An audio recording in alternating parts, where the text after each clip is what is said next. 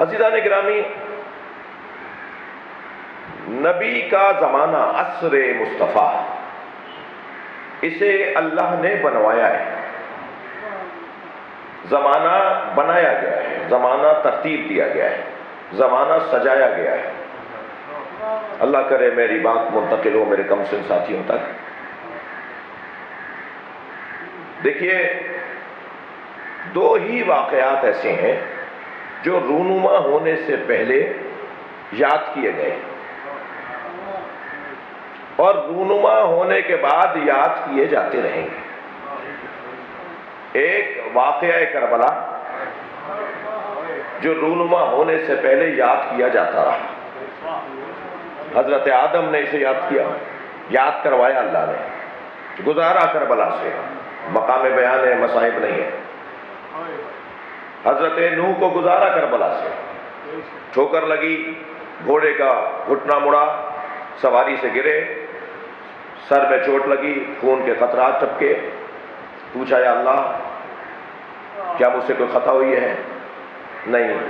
کہا تم سے کوئی خطا نہیں، تمہارے خون کے قطرات ہم اس زمین پر ڈال رہے ہیں کیونکہ ہمارے آخری نبی کا نواسہ حسین یہاں شہید کیا جائے گا، تمہارا خون اس کے خون کے ساتھ ہم ملا رہے ہیں۔ جی، یہ ایک تو نہیں، اور سنی شیعہ نے لکھی ہے یہ والی روایات چرچ کے نام سے۔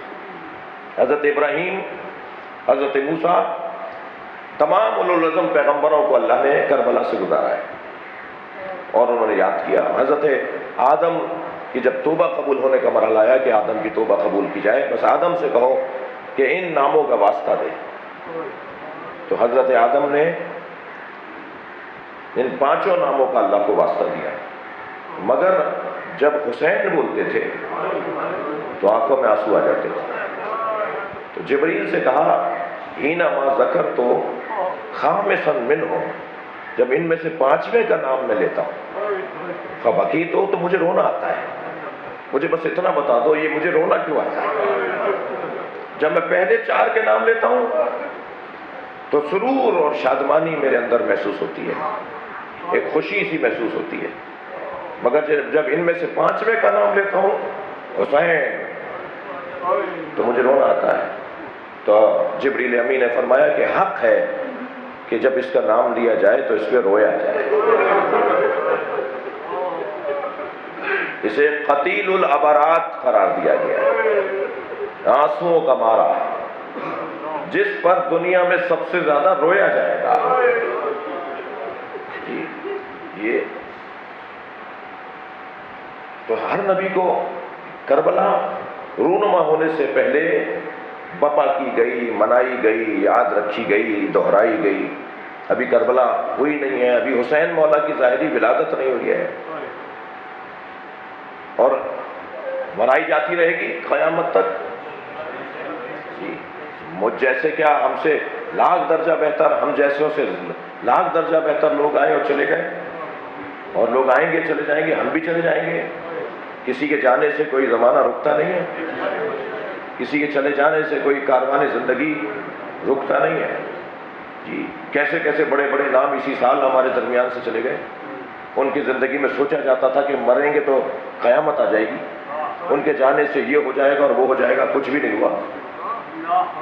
جی، کیسے بڑے بڑے لوگ چلے گئے، کچھ عرصے کے لیے پریشانی سی رہتی ہے کہ دکھ سا رہتا ہے، مگر پھر آہستہ آہستہ کبھی کوئی ذکر کرے گا تو یاد آ جائے گا کیسے تھے۔ کسی کے جانے سے کچھ نہیں ہوتا، کوئی زمانہ نہیں رکے گا، ہمیشہ ہے، یہ گزر نہیں جاتا، زمانہ رہے گا، ہم گزر جائیں گے۔ لیکن عجیب اعجاز ہے اس ذکر امام حسین میں کہ یہ رونما ہونے سے پہلے بھی یاد کیا جاتا رہا واقعہ، اور قیامت تک کیا جاتا رہے، قیامت تک کیا جاتا رہے گا، حتیٰ قیامت کے میدان میں بھی جب پورا محشر سج جائے گا اور اب مرحلہ آئے گا کہ جنت یا دوزخ چلے جائیں، یعنی جنہیں دوزخ جانا ہے وہ دوزخ جائیں، جنہیں جنت جانا ہے وہ جنت جائیں، آخری مرحلے پر کہ جب فیصلہ کن گھڑی آئے گی تو پھر امام حسین کی زیارت ہوگی، اور پورا محشر امام حسین کو اس حال میں دیکھے گا جس حال میں عصر عاشورہ تھے۔ یہ آپ کی آوازیں بلند ہے نا؟ ایسے ہی رونے کی آوازیں بلند ہوں گی، پورا محشر امام حسین فکریہ کرے گا۔ وہ جو لوگ ادائے امام حسین پر منفی تبصرے کرتے ہیں، مجھے ان پہ رحم آتا ہے۔ وہ جو عزاداری کی راہ میں رکاوٹیں ڈالتے ہیں اپنے نظریات اور اپنے مسلکوں کے مطابق، اور اس کی مخالفت کرتے ہیں اور اس کو روکنا چاہتے ہیں، مجھے ان پر رحم آتا ہے۔ مجھے ان پہ رحم اس لیے آتا ہے کہ وہ کام کرنا چاہتے ہیں جو کر نہیں سکتے۔ اس کے پیچھے قدرت الہی ہے، اس ذکر کے پیچھے اللہ کا ارادہ ہے۔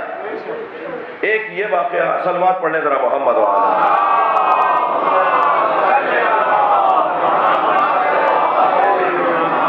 ایک اور اس سے بہتر صلوات ہدیہ کریں۔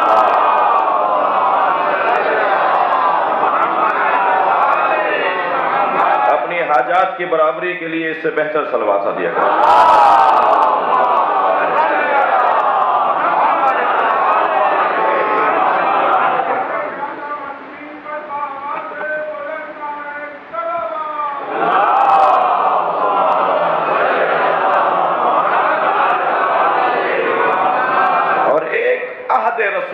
عصر رسول کو اللہ چاہتا ہے کہ وہ اللہ نے اسے ترتیب دیا ہے، اللہ نے اسے بنایا ہے، اسے ترتیب دلوایا ہے، اسے سجایا ہے۔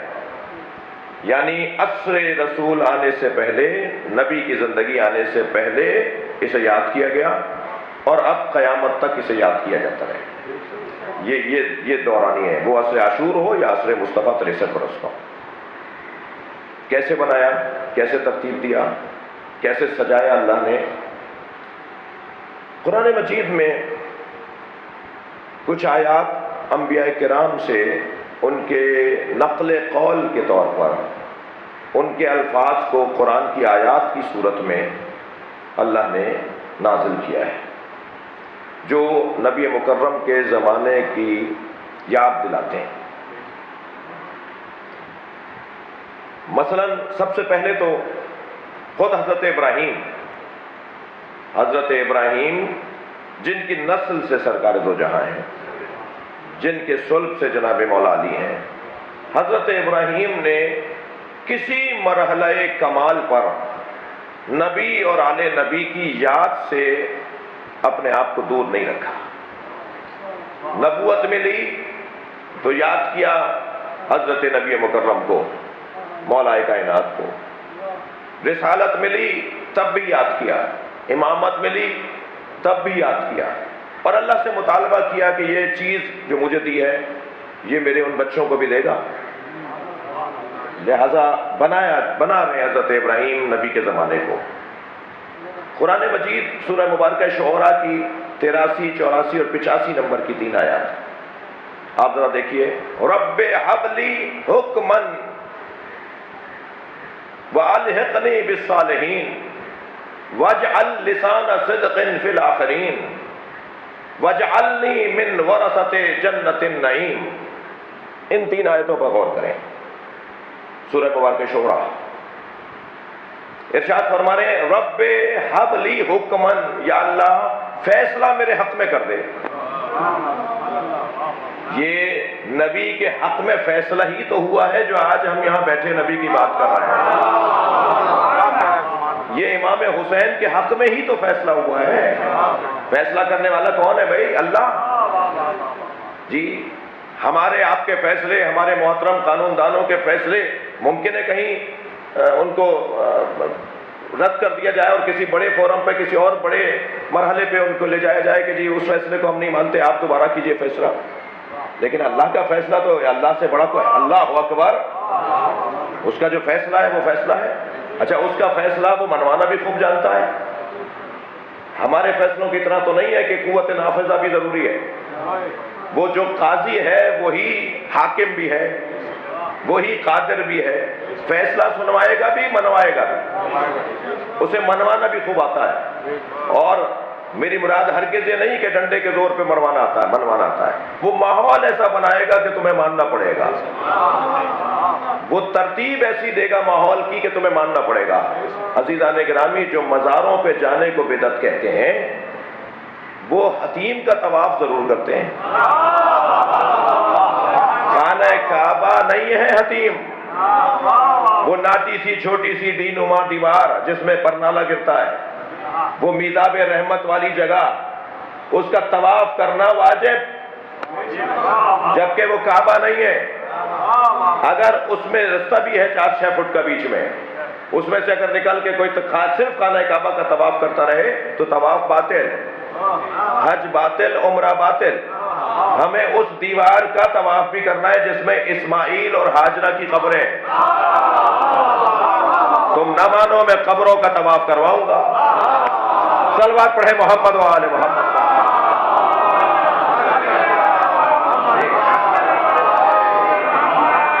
جو سبیلوں کو اور نظر نیاز کو بدعت بولتے ہیں وہ مکے سے زمزم لا کے ضرور بانٹتے ہیں.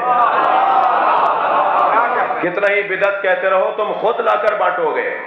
کبھی تو خیال آئے گا کہ اسماعیل کے پیروں کی رگڑ سے نکلنے والا چشمہ تو متبرک ہو سکتا ہے، اور اسماعیل جیسے بچے جو حسین پہ قربان ہو جائے، اس سے منسوب چیزیں کیسے غیر الہی ہوں گی، بدعت ہوگی، شرک ہوگا.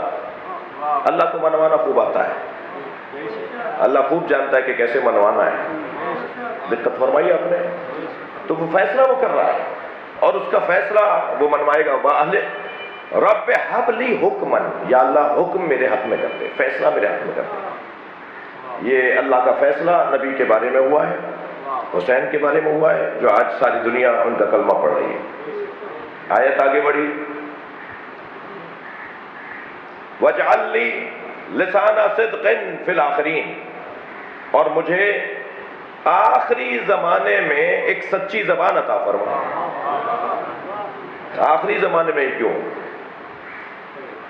گنجائش چھوڑی جاتی ہے، آج نہیں کل یہ ٹھیک ہو جائیں گے، آج نہیں کل یہ بہتر ہو جائیں گے. جی شاعر بھی مقطع آخر میں ہی کہتا ہے، جس میں وہ اظہار کرتا ہے کہ کلام کس کا ہے. پروردگار عالم نے آخری زمانے میں اپنے حضرت ابراہیم نے آخری زمانے میں اپنی نسل میں سچی زبان مانگی ہے، اور لسان زبان مانگی ہے، زبان مانگی ہے اور سچی زبان مانگی ہے کہ جب بولے اور چلے اور جب اس سے کچھ صادر ہو تو کوئی اس کو رد نہ کر پائے. لہذا میں بہت ہی تفصیل میں بھی جاننے کی صلاحیت رکھتا ہوں، لیکن ایک جملہ کہہ کے منزل تبدیل کروں. آخری زمانے میں حضرت ابراہیم کی سچی زبان کو نہج البلاغہ کہا جاتا ہے.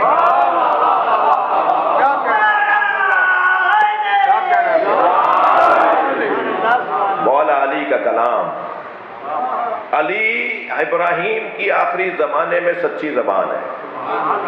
اچھا اس آیت میں تو صرف لسانہ صدقن کہا ہے نا، آخری زمانے میں مجھے سچی فی الآخرین سچی زبان عطا فرما. سورہ مریم میں اور وضاحت کر دی، وَجْعَلْنِي لِسَانَ صِدْقٍ عَلِيًّا، میرے لیے آخری زمانے میں ایک سچی زبان قرار دے جو اتنی بلند ہو کہ کوئی اسے زیر نہ کر پائے. صلوات پڑھے محمد و آل محمد.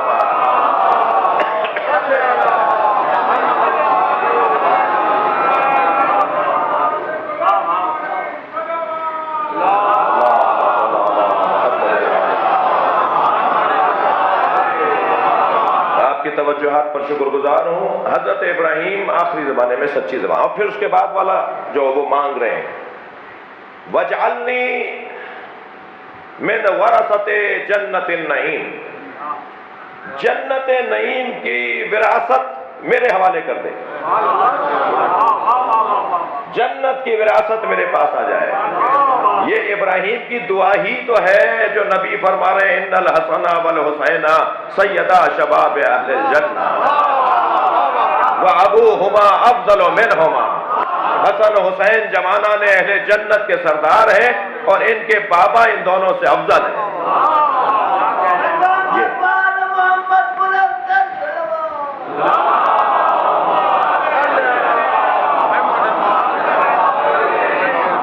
بڑی عنایت. آپ ایک منزل اور آگے آ رہا ہوں. حضرت ابراہیم یہاں جو جو چیزیں مانگ رہے ہیں وہ اللہ نے حضرت ابراہیم کو دے دی. جنت نبی کے گھرانے کے پاس، لسان صدق علی، علی اولاد ابراہیم زمانہ بنایا جا رہا ہے، تیاریاں کروائی جا رہی ہیں، دعائیں مانگی جا رہی ہیں کہ ایسے زمانہ بنے۔ بہت کچھ دیا حضرت ابراہیم کو اللہ نے، مگر سب سے بڑا مقام جو حضرت ابراہیم کو دیا گیا وہ امامت۔ وَإِذَ ابْتَلَىٰ إِبْرَاهِيمَ رَبُّهُ بِكَلِمَاتٍ، جب ابراہیم کو ان کے رب نے آزمایا کلمات کے ذریعے، فَأَتَمَّهُنَّ، اور ابراہیم علیہ السلام نے اس امتحان میں کامیابی پائی، تو کہا کہ اس کامیابی پر ہم تمہیں جو منصب دے رہے ہیں، قَالَ إِنِّي جَاعِلُكَ لِلنَّاسِ إِمَامًا، تو اللہ نے کہا کہ میں تمہیں لوگوں کا امام بنا رہا ہوں۔ امام لوگوں کے ہوتے ہیں، ماننے والے کو مسلمان کہتے ہیں۔ اللہ کا نظام سب کے لیے ایک جیسا ہی ہے، قبول کرنے والے کی فضیلت بڑھ جاتی ہے۔ تو انی جاعلک للناس اماما، ہم تمہیں لوگوں کا امام بنا رہے ہیں۔ بات یہاں مکمل ہو گئی، اللہ نے امتحان لیا، اللہ نے ہی مقام دے دیا، مگر فوراً حضرت ابراہیم کی آواز آئی، قال ومن ذریتی، یعنی اب حضرت ابراہیم عہد بنا رہے ہیں، اپنے بچوں کے زمانے کو بنا رہے ہیں، نبی کا زمانہ بنا رہے ہیں، مولا علی کا زمانہ بنا رہے ہیں۔ یا اللہ میری اولاد، اللہ نے حضرت ابراہیم کی دعا کو رد نہیں کیا، قبول کیا، کیونکہ اولاد ابراہیم میں ابو لہب بھی ہے۔ اولاد ابراہیم میں اگر کسی کی طبیعت پہ گرانی نہ گزرے، اور گزرے تو گزرے، بنی امیہ بھی ہے۔ فرمایا کہ لا ینال عہدی الظالمین، میرا یہ عہدہ امامت، میرا یہ عہدہ ظالموں تک نہیں پہنچے گا۔ یہ حضرت ابراہیم کی دعا کو رد نہیں کر رہا، ابراہیم کو تسلی دے رہا ہے۔ تم یقین رکھو، تسلی رکھو، تمہاری نسل میں جو ظالم نہیں ہوں گے، یعنی عادل ہوں گے، معصوم ہوں گے، جی ظلم کی ضد عدل بھی ہے، ظلم کی ضد عصمت بھی ہے۔ ظلم جتنا شدید ہوگا اس کی ضد بھی اتنی شدید ہوتی چلی جائے گی۔ تو تمہاری نسل میں جو عادل اور معصوم ہوں گے انہیں ہم امامت دیں گے۔ تو یہ پھر حضرت ابراہیم اپنا زمانہ بنا رہے ہیں، اپنے بچوں کا زمانہ بنا رہے ہیں، نبی کا عہد بنا رہے ہیں، عصر پیغمبر بنا رہے ہیں۔ ایک اور آیت لے لیجئے، اس آیت کا بھی حسن اپنا ہے۔ الناس علی ما آتاہم اللہ من فضلہ، یا حسد کرتے ہیں کچھ لوگ ان لوگوں سے جنہیں ہم نے اپنے فضل سے عطا کیا ہے۔ ذہن میں رہے کہ اہل بیت کے ساتھ جو کچھ ہوا وہ حسد کی بیماری تھی۔ حسد اتنی خطرناک بیماری ہے کہ یہ پھر اعلیٰ ترین، اعلیٰ افضل ترین افراد کا گھر بھی جلوا دیتی ہے۔ ام یحسدون الناس علی ما آتاہم اللہ من فضلہ، یا یہ کہ حسد کرتے ہیں کچھ لوگ ان لوگوں سے جنہیں ہم نے اپنے فضل سے عطا کیا ہے۔ سورہ نساء ہے یہ 54ویں آیت۔ ام یحسدون الناس علی ما آتاہم اللہ من فضلہ، کچھ لوگ ہاں یا حسد کرتے ہیں کچھ لوگ ان لوگوں سے جنہیں ہم نے اپنے فضل سے عطا کیا ہے۔ جی لقد آتینا آل ابراہیم الکتاب والحکمہ، جان لو کہ ہم نے آل ابراہیم کو، اب مسئلہ ابراہیم تک نہیں رہا۔ بڑی عنایت آپ کی توجہات کا شکر گزار ہوں۔ ابراہیم جو مانگ رہے تھے وہ اب اللہ اس آیت میں قبولیت کا اعلان کر رہا ہے۔ ابراہیم علیہ السلام کہہ رہے تھے کہ میری نسل میں امامت رکھ دے، میری نسل میں جنت رکھ دے، میری وراثت جنت رکھ دے، میری نسل کے اندر نبوت رکھ دے، یہ سارے کمالات جو مجھے دیے وہاں دے دے۔ یہاں اللہ اب اس کا اظہار بھی کر رہا ہے ایک اور پیغام کے ساتھ کہ کچھ لوگ کچھ لوگوں سے حسد کرتے ہیں کہ جنہیں ہم نے اپنے فضل سے عطا کیا ہے۔ آتینا علی ابراہیم الکتاب والحکمہ وآتیناہم ملکا عظیما، اور ہم نے آل ابراہیم کو ملک عظیم بھی عطا کیا ہے۔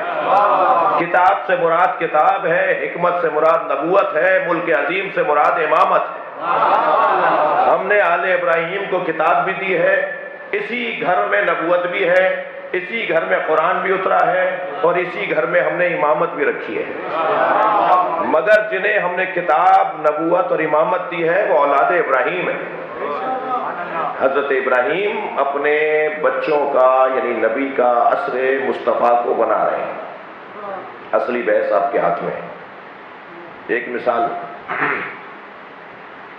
دوسری مثال، دوسرے نبی کی مثال، دوسرے کس نبی سے اللہ نے نبی کا زمانہ بنوایا ہے؟ سورہ مبارکہ صف، حضرت یوسف فرماتے ہیں وَمُبَشِّرًا بِرَسُولٍ، زمانہ بنا رہے ہیں، عصر مصطفیٰ تعمیر کیا جا رہا ہے، آمادگی کی جا رہی ہے۔ وَمُبَشِّرًا بِرَسُولٍ يَأْتِي مِن بَعْدِي اسْمُهُ احمد، قرآن نہیں ہے،